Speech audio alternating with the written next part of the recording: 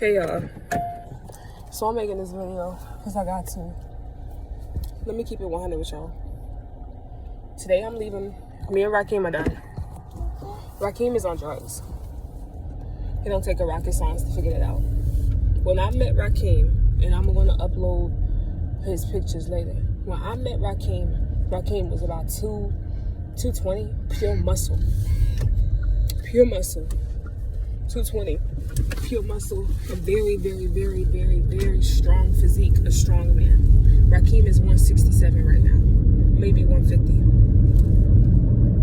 You can see his ribs. You can see his ribs. He making his decisions. I just found out that this fool stole a Mercedes-Benz car keys from a dealership. From a dealership.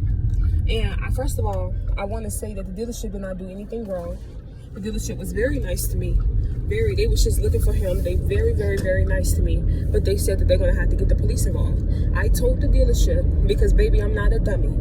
Like I said, you thought I was stupid. If somebody think that you believed them the first time, they're going to do it again and set a pattern. Duh. So I told the dealership he got a court case in New Bern right now. He has a court case in New Bern, January 30th. He's going to jail. Because, baby, you and sat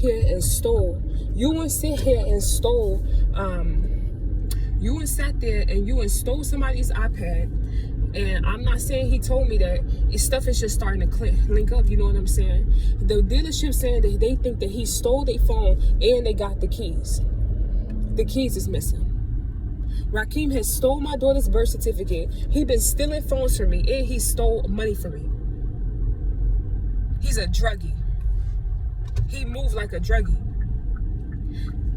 He might be on fentanyl. And I'm gonna sit here and tell everybody, if Rakeem died from a drug overdose of fentanyl, don't say I did nothing. He did it. He did that to himself. This man is a former pastor. A pastor. Him and his ex-wife, April, are hooked on drugs. They hooked on drugs. You both make me sick. You disgust me and you both make me sick.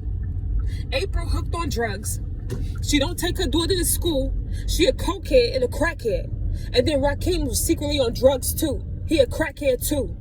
Both of y'all one and the same. They one and the same. They one and the same. The stuff that he thought about doing. How you gonna sit here and steal car keys? You gonna sit here and steal car keys to a dealership car. Then you gonna go there after night and try to break into the car and steal it. And you gonna steal the dealership on the phone. Fool, does that make sense to you? No, it don't make no sense to nobody. You know why? Because only a drug addict would think about that stuff. He don't do drugs up in the house because you already know what's up. He don't do drugs in the house. I don't know where he was hiding that mess at because it wasn't up in the house. It wasn't in the house. He would be disappearing for all hours of the day, turning his phone off so that nobody can get to him. Then he gonna lie and say he was at work. His job said he ain't been there for almost 2 weeks. He ain't been there for almost 2 weeks. He on drugs. He's a drug addict. A drug addict.